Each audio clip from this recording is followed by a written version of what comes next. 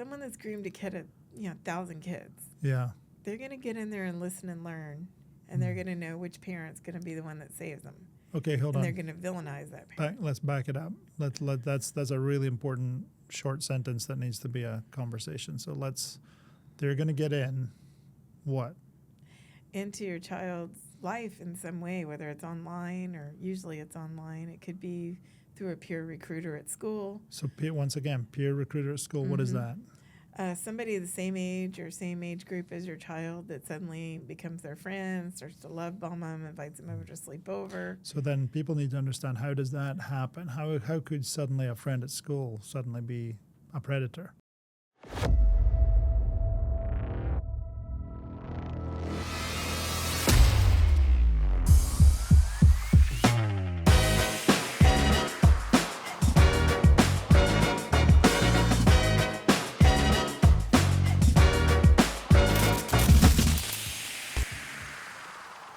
Hello and welcome back to The Movement, a podcast where we resource, develop, and empower leaders in the fight against human trafficking. Today we have a very special guest, Dottie Laster. Welcome, Dottie. Thanks for having me. You're welcome. You don't know. You might not like it. You might say, I wish you didn't have me at the end. We'll see. Well, if so, I'll tell you. Okay. It'll always be straight. So, Dottie, what do you do for a living? Or just what do you do? I don't know. Is it a living? I don't know what it is. It's private work in a nonprofit way. Yeah. For no money. No little money. Sometimes. Occasionally money. But not often. But most rewarding. Yeah, what is it? And sometimes dangerous, but I rescue victims of human trafficking for 22 years. Crazy. Did one last week. I thought in 5 years if I just told everybody, it'd be over. Yeah, once they know. And it's 22 years 22. now. So I'm still here going, come on, let's go. Come on, someone stop let's get this it over nonsense. with. I'm really tired. 22. Okay, so how did it begin?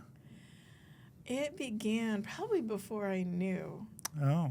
As a kid, I read Frederick Douglass and Abraham Lincoln, and I just thought, wow, if I lived in that time, what would I do? Well, you were setting yourself up and you didn't know. I didn't know. I thought, would I fight the system or would I just rescue everyone I could and keep them safe? Like, which way? Yeah. Would I duck or would I stand up big? And I thought, well, I'll never know because slavery's over. It's all over, so that's what we were you'll told. never know. And then in 2003, I woke up in a master's program to the fact that slavery still existed. Wow. So you were studying international relations.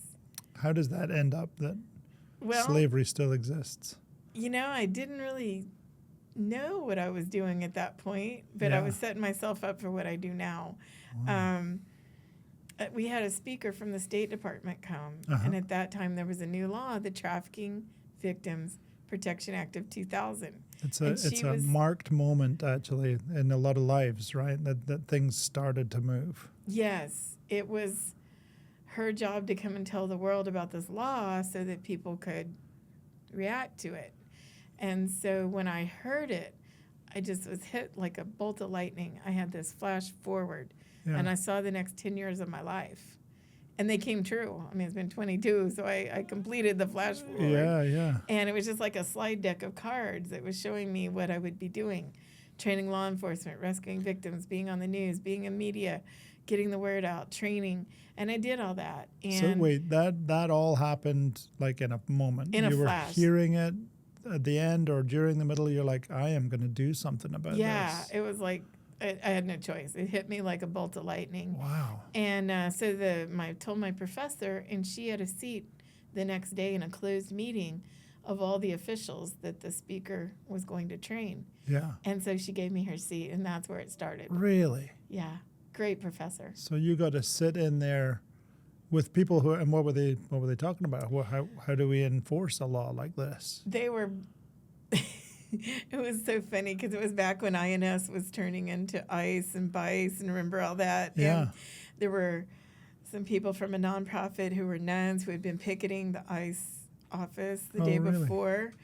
And I just knew I was where I was supposed to be because when those two people sat at the table and worked together, I go, yeah, I want to do this. Wow. I want to do this. It's powerful. So what I had that nobody else had, and it was determined not by me, but by them, they had jobs that had nothing to do with human trafficking. There wasn't a mandate, and they had to report to whoever for their jobs. It was the police chief. It was, all these officials. Yeah. And I had no boss. So you could do something. And I had the freedom, and that's how it started. I was the only one in that whole meeting of 25 people who could do something. And so I did. What did that look like from walking out of that meeting?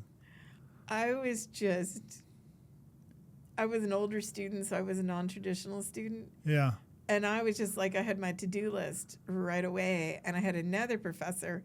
Do you ever remember MASH when Radar would send sign this, don't ask me any questions? Well, I did that to my professor all the time. I go, it'll be okay. I need this room. I just need this date. I just need permission to raise some money. So I need all these permissions. Yeah. So I kind of laughed. It was kind of like that. I was Radar so you're still a student. You're in your master's program still, I assume. And you're choosing to start doing this stuff. I started training. There was no one training. And So I thought, I can do that. I'm at a from- university. So I invited one of our ambassadors that is an ambassador to Mexico. I invited him. I invited people from Austin. I invited nonprofits. And there was no training, so I researched, and I just started training. Started to make it up. Yeah, and it worked. Wow. That led to my first job here in Houston, Yeah. where I was funded by the Department of Justice to train law enforcement and others on the issue of human trafficking. So that's your first job. And Yes. probably the first time it happened, I assume, inside of the police forces. As no one was training anyone at this point. They had a grant. They had someone before me that tried to do it. And Yeah. I don't know what happened, but I know when they interviewed me, they asked me, what would you do if you're in a room of 300 police and they won't listen to you and they're talking back and they're making fun of you? And I go, oh, I would love that. Give it to me. Yeah. And they're And I like, got hired. they're like, you're good. Yeah.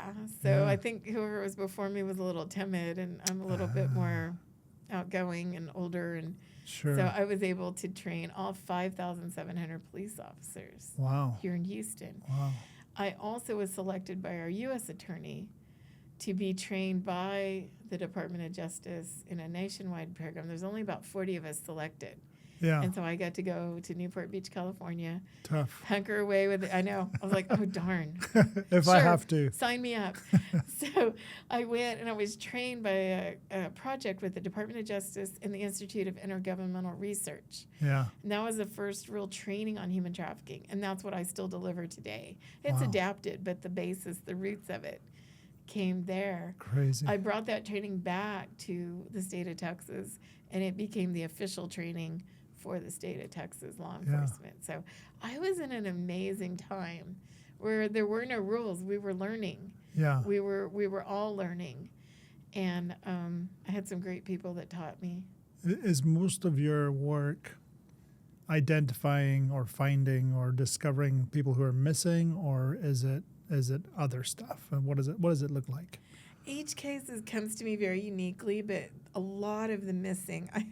I joke with myself. I was tired of trafficking. I was going to do something different. I can't imagine it's 15 years that in, tough I'm to be tired of trafficking. Like Yeah. every few minutes. If you don't take a vacation now and then, it'll eat you. And Yeah. I've learned that. But Yeah. anyhow, I needed a vacation. Instead, I thought I needed to switch jobs. So I did. And I became the executive director of a nonprofit that searched for missing people. Uh-huh. Oh my gosh, did I not step into the hornet's nest?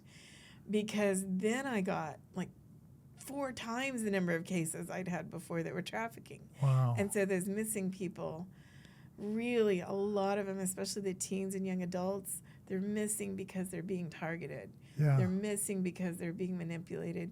And then they're missing because really bad things have happened to them. So about 80+% of our cases were trafficking. So I did that for several years, and that was exhausting. I would take minutes off, not days. Yeah. I would take naps. I wouldn't sleep. I mean, literally for 3 years, I worked that hard. Just that many cases. That many. And, I thought it would change, but it hasn't. Yeah. And the reason I say that is I recently read a book I wish I'd have read it sooner, but it's also kind of frustrating. It's called The Scientist and the Serial Killer. Yeah. And it was about a series of murders in Houston back in the 70s. When I'm reading it, it's exactly like the work I do today. Huh. The police were telling the parents, your kids just ran away. The police were telling the parents, there's no pattern. Well, 13 of them went to the same school. Yeah. How's there not a pattern? Obvious. And then, of course, they were deceased. But where it gets into the trafficking is the actual murderer. One of them, there was more than one, was selling the images and videos for pornography. Wow. And so 11 of them were found in a raid of pornography up in Dallas. Wow. But they never shut down that organism or whatever, because when I started working in Houston in 2004, I was told some of these things and felt some of these things that I didn't realize were related to this case. In fact, in the book, there's people I knew and worked with that had told me what was happening to young men in this particular area of Houston. So it's still going on. Really? And, young men are victims, adults and teens, as well as young adult girls, as well as younger. Do young men come through and go back to regular life? Or do they disappear? Or do they... Because I don't hear a lot of stories. I know some. And I hear 30% is a number they throw around for male versus female in trafficking.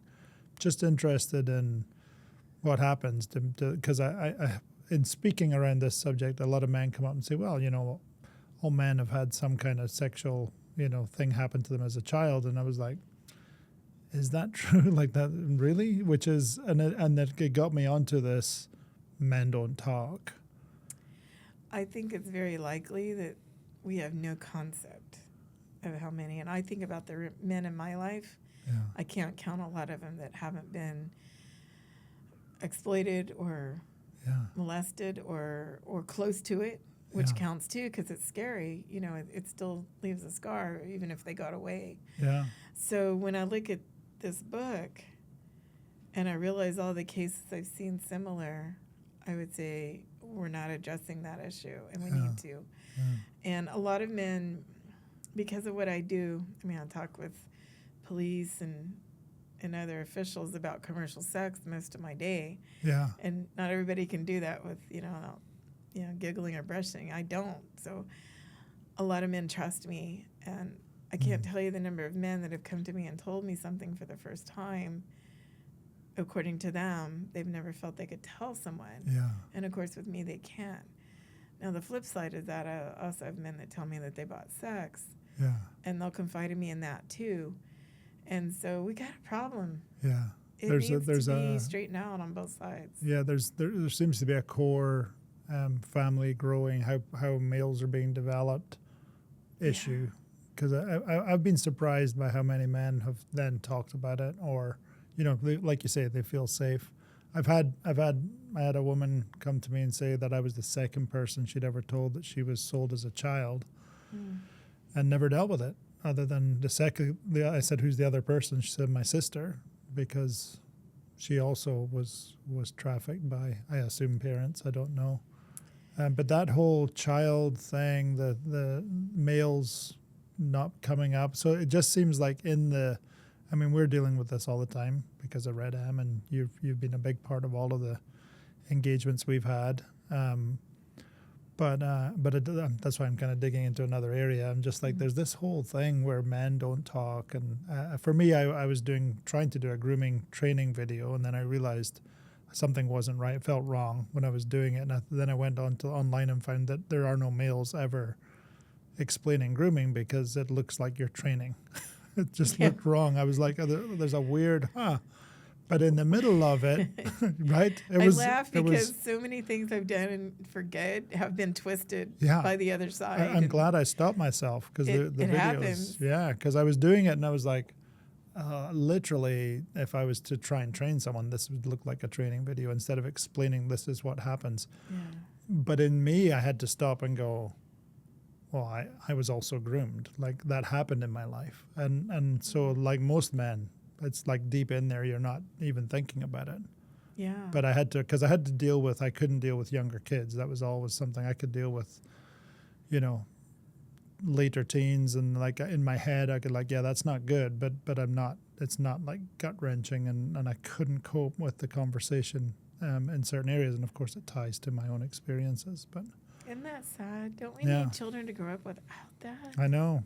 For a long time, not even just pre-adolescent, but Right. you know, let them grow up, please. Yeah. And that's like you. I think back to things in my childhood, and I go, I shouldn't have had to figure my way through that. Yeah. Nothing super bad compared to who I hope, but still not okay. Not what I Yeah. want for my granddaughters and my grandson that's on the way. I want them to just be kids. Yeah. And that's why I'm still hanging in the fight. Because, Yeah. you know, I certainly could have hung my stirrups up at 20 years. Mm-hmm. 15 years I tried, didn't work. We're glad you didn't. I mean, I Yeah, know I'm lots still of here. people who are really glad for the times you jump in. In fact, I think what surprises people, because we do these talks, we're trying to keep very high level on purpose. You know, just telling people roughly this is what we're talking about. And I stay in the mindset of when I was growing up, all of the PSAs in Britain, and I'm sure it was the same here, they would teach stranger danger in some way or other. Mm-hmm. But they never said pedophilia danger. They weren't explaining what it was. And that's on purpose because you're trying to reach everybody. Yeah. And or the friend danger. Yeah. I Friend. tell kids Yeah. now, just because someone's nice to you does not mean they're your friend. You need to remember that. Yeah. That Why whole. are they being nice to you? Mhm. Does it make sense? Yeah. Are they over complimenting you?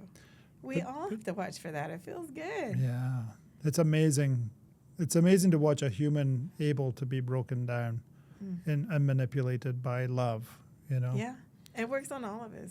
Yeah. Eventually you could get me. It'd be a little hard for, a week or two, but Yeah. But we could all be, it's at the core of everything is that need to be loved, accepted, you know, and valued. it's complex parenting that is now required, and we have parenting that is distant, right? Yeah. So we're on devices, we're getting more distant from kids, and there's not a lot of that. And maybe that's not true. Maybe the next generation's doing a better job. Don't I know. hope so. Don't know. But they don't have anyone to go to say, how did you handle this? Yeah. So like the smartphones came out in 2008. Mm-hmm.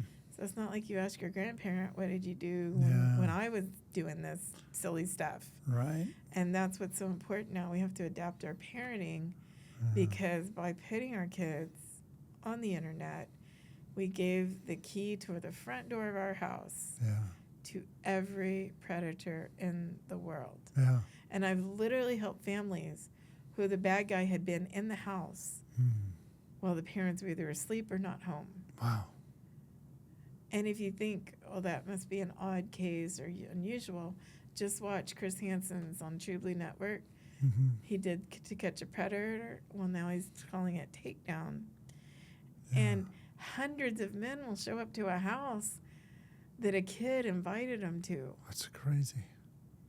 And I've helped those real cases where it wasn't Chris Hansen and it wasn't the police. Yeah. It was the kid Yeah. that was home. Yeah. And so parents, spy, I give you permission. It's okay. Please. Good.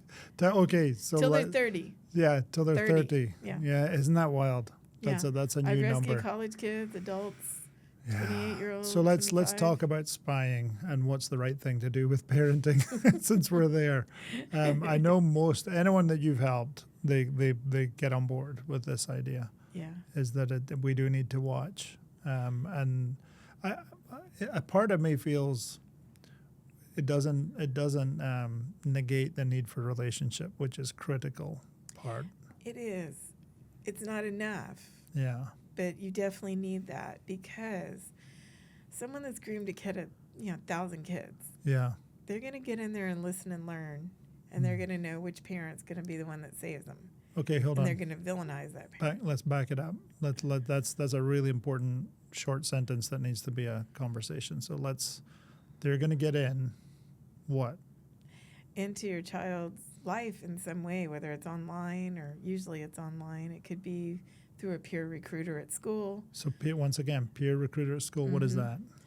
Somebody the same age or same age group as your child that suddenly becomes their friend, starts to love bomb them, invites them over to sleep over. So then people need to understand, how does that happen? How could suddenly a friend at school suddenly be a predator? Well, they may be being run by a predator. There you go. So they're used as a tool, as a mechanism for access. Yeah. I love it when parents say, I don't let my kids sleep over. I always have the kids come to my house. Mm. I know that sounds old and antiquated, but it's not. Yeah. It's what you got to do. Yeah. Because you don't know at someone else's house who else is in the house. Right. Step parents, cousins, there's other people that appear to be okay. Yeah. They may befriend your child in a way. And when you're a kid, think back to when you're a kid. Did you tell your parents everything? No, and well, I didn't. I was groomed. My mom's deceased now.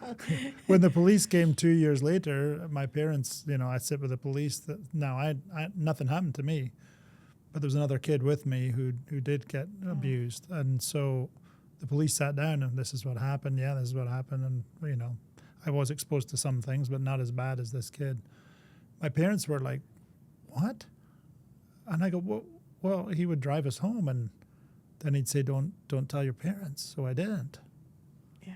And it's so unthinkable. You're like, but we've said, all the stuff. I'd seen the PSAs, like, but he wasn't a stranger. I was at a chess club. He was another student chess player, So that understanding, that thinking back to, did you tell your parents everything? You don't. No. So I loved my mom to death. We would live or die for each other. Like we were in it. My mom had gotten divorced, and my brother's 10 years younger than I am. Yeah. So she and I became the co-parents. Like you couldn't be thicker than we were. Yeah. And I did not tell her the monsters that approached me. Right. Because she had too much to worry about. I find that with boys in gaming systems and young girls with older boyfriends, those are the two secrets. Yeah. That seem to not be what the parents hear, and they talk amongst themselves. Yeah, and you don't talk to your parents about romance and stuff like that. Not in this way. Mm-hmm. You might say I like so and so, but that's about. Yeah, it's. Yeah, I didn't tell my mom all the experiences I had. Of course not. I don't want to know hers either. So back to then. So you have to think of that. Yeah. So the spying. That's why you have to spy. I'm sorry. There's no easier way. What is that? How does that even work? Yeah. So you need to watch what's going on in your devices. Yeah. So how do you do that? Their devices are your devices. Say it again. Their devices are your devices. Kids have no rights until they're 18, and only some of them, and then they get a few more at 21. And they're shocked when I tell them that. Yeah. But they don't. I mean, you're not supposed to beat them, and you got to feed them and stuff. But other than that, the point being is that, yes, you, through no fault of your own, have children connected to the internet. You can't stop it. Mm-hmm. Don't think taking their device does a thing. All they got to do is important. log into their friend's device. Yeah. And that's what happens. Go to the library. I know so many parents call me and go, oh, they're not online. I have their device. I'm like, okay, let me do 101 here. Here's how you get online when your parent has your device. It's not hard. The bad guy wants you to take their device because then he's going to give them one you don't know about. So you're going down a road I want you to go down. Keep going down what they're doing to the child and how that relationship changes over time between parent-child and predator. Yes. So when someone new comes into especially a teen's life, it can be much more exciting than mom and dad. I mean, come on, we were all teens. We know it, right? I mean, the new cool guy at school is much more exciting than mom, grandma, and dad, who you've known every day of your life. Yeah. So they've already got a little advantage on you. And they're going to learn your child's hopes and dreams and fears, and they're going to know about all the arguments you've had and when they got punished and they didn't, they're going to say it wasn't fair. Mm-hmm. And they're going to use that to always take their side, to always build up that only they understand them. Yeah. And you don't. It's all music to their ears. Yeah. And so when you're a teenager, I mean, your brain is not there yet. Your ego is way out of control. My gosh. Yeah. I wouldn't like me when I was 13. And so they're going to build on whatever that ego thing is that's growing in this teenager, and it's going to get way out of control. And I will say I've watched that after someone's been grabbed at that moment and hold for years, this teenager, which is, I guess trauma linked. I don't know, but I'm amazed how they stunt the growth of the individual at that moment. They do, because they're feeding things into their brain that it's not ready to comprehend. Okay. And so then they become not a child and not an adult. Yeah. They've lost the innocence, Mm-hmm. because then it'll turn into conversations and stuff. You're just so great. It's going to start lowering them down things they wouldn't have done. That's why they gather the information first. Okay. What would scare you? What haven't you done? What do you want to do? Mm. And they take them down a road they're not ready to go yet. Wow. And so it does alter the neurology. In fact, if I went to school again, I would study the neurology of trauma. I helped a victim, and I'll take an aside because this is an important story. I helped a victim a few years ago in college, straight A's, on the way to medical school. Yeah. 2 parents in the home, sports, faith, brothers, just check all the boxes of the gold standard you want for a child to be raised in. And she started having night terrors, blacking out, losing time. Huh. And so she was seeing a neurologist. And I read all the reports. Oh, yes, she's not functioning right, but he'd run all these tests which would not find the problem. Huh. No one at that moment ever thought about grooming and luring.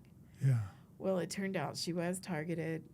We got a hold of 750 texts where she went from, I've only kissed one boy, and blah, blah, blah, blah, blah, all the way to every morning she'd take a picture praying upward to her God, which was this guy. Wow.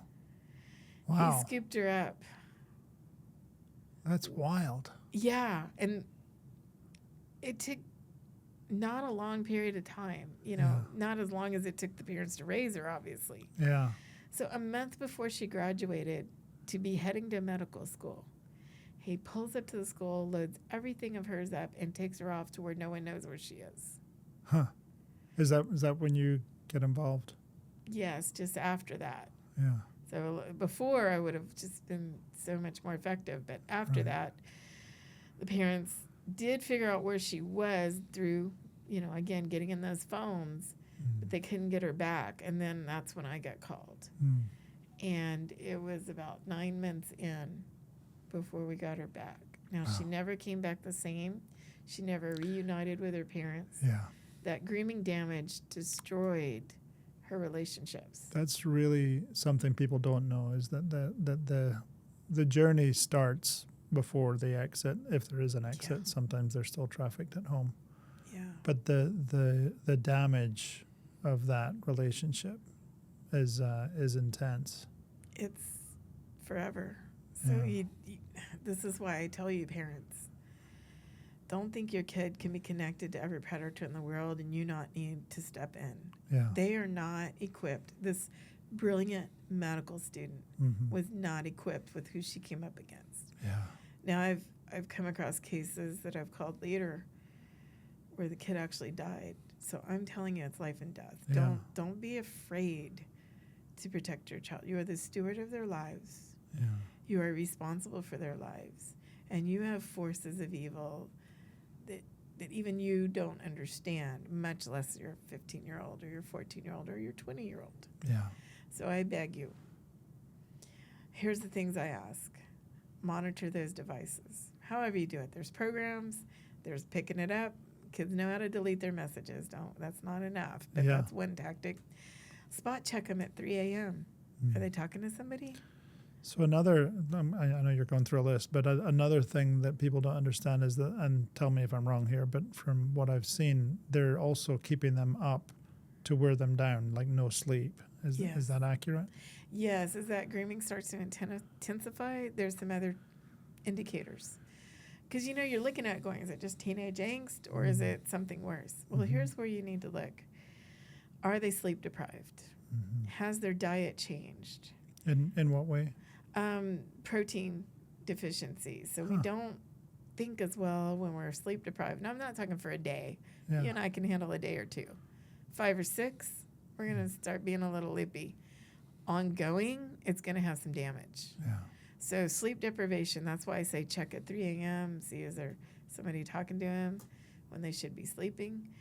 Do they change their diet? Because if they suddenly start dropping off protein and needed calories, especially a growing body, the brain suffers. And that's what the groomer wants. He wants them not at their best. So what are they getting them to eat? What does that look like? Oh, they'll say, you should be vegetarian, and maybe they're not. Or they should say, well, yeah, you should drop a little weight, or there'll be some It's all part of the control excuse. device. Yeah.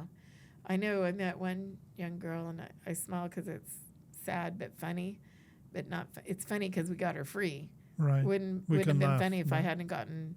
Her mom luckily somehow knew of me and like dragged her by her ear to my office and goes, "You need to talk to my daughter." She was 18, so the mom couldn't legally stop her, and Right. she was going to meet this guy was going to pick her up, take her to Vegas, and get her on Baywatch the movie. And I'm just looking at her and go, "Honey, you're beautiful, but have you ever acted? Have you ever had professional photographs?" No. And I go, "Well, I worked in Hollywood. Let me call one of the guys I know at CAA, which is one of the big talent agencies, and let me just find out what the deal is with Baywatch." "No, you can't do that. No. Only he can do it. You'll mess it up. Only he can do it." Oh, wow. And there's your sign. Only he can do it. Wow. If she really aspired to be an actress, wouldn't she want the help Yeah. to make it on her own with an agent?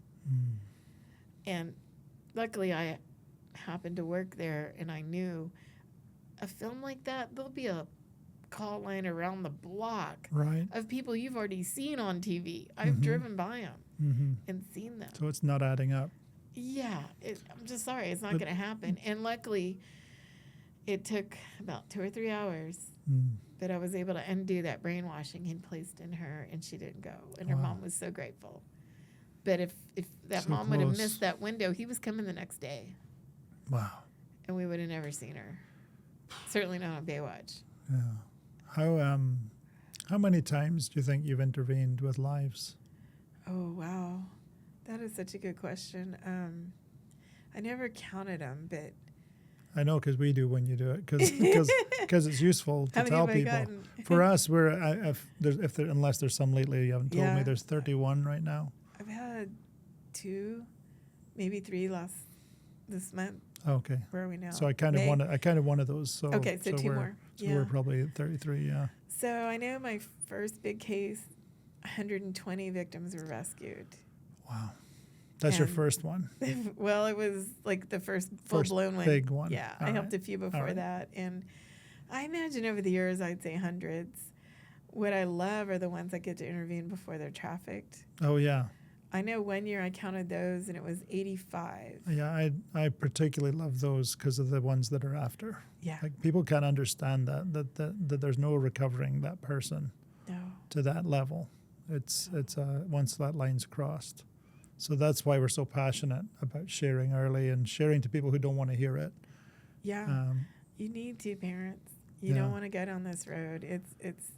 I become a parent advocate. They're in a horrible position, especially if it goes on and on and on. The one with the medical student, it was about 9 months, and her mom was already ill with an illness. It did not make that better. Yeah. So anyhow, employers, this is something you should make available to your staff, because so many times I've had parents that their choice is, do I go to work or look for my kid? Wow. Or I'm not supposed to answer my phone at work. If I don't, I mean, if I answered, I could be fired. But if I don't, it could be Wow. either the police or my child. And so they're torn between, what do I do? Because if I don't have money, I can't keep making flyers and searching, and it just breaks Sure. my heart. And so if we could educate them Yeah. and hand this out through the workforce as an employee Yeah. benefit, Yeah. it will certainly benefit the employers, because you don't want your employee at work in this condition. Yeah. They can't think. Mm-hmm. They go to the bathroom and cry. Yeah. They're terrified to answer their phone or not answer their phone. But they have to come to work if it drags out. Yeah. So let's just not let it happen. Yeah. Let's get it before it gets that far. It'll save the employer money. It'll be good for the company, the community, and certainly for the family. Okay. Well, So that's what I ask them, because there is, I made a list of 55 things parents should know. right. And Which is a book that you can get from Dottie. yes, please get What's it. your read it. website? It's DottieLaster.com. DOTTIELASTER.com. There you go. Or you can Google human trafficking and Dottie and you'll find it. You turn up. Yeah. So I would think that the way to access parents could be in the workforce, and also they would help the companies, because I can tell you I've helped families from major employers like USAA, like HEB, you know, Goes everybody. on and on. Yeah, Just I think of all the people oil we've... companies, accounting companies, airline. Right. It's all over. Yeah. There's no place it doesn't reach. Right. So if you have enough employees, trust me, it's already touching you. I usually have that conversation with companies. I'm like, what I want is for your kids of your employees not to be trafficked, and your kids personally, and that's usually how we open it up, because I'm not trying to get money is my general approach. Like we really want your kids not to be trafficked. That's what we want. We do. I mean, sit back. What else is important? Mm-hmm. If we let our youth be harvested and destroyed, what does it matter what you do today? Right. I mean, we have kids, grandkids, whatever. If we allow them to be sold for sex or exploited for labor, what do you do with them? A generation of them. Mm. And what do their kids look like? Right. So we can't not do it. Right. And the awareness is getting a little better, certainly than when I started, but the solutions aren't there yet. We need to make a hard environment for traffickers to operate in, and pedophiles and those that exploit our children. And that just means knowledge. I know my little granddaughter was just not even a year, and I caught some that didn't look right around her, and only I could see it. Yeah. And so I had to explain my concerns, and they were addressed. But again, I didn't want to have to explain why, and I did. And I didn't want to say how I know, but I did. And thank goodness I did, because my fears were probably correct. Yeah. But if you don't understand it, nobody saw it. I wasn't the only adult. Yeah. I saw it. Yeah. So And learning if we to can see, educate. Learning the signs. Yeah. You must always be vigilant, and there isn't an age out number on that. Yeah. That's good. I've helped many adults too. So really important. We're stronger together. Yeah. It's always a team effort, and I never want to be needed.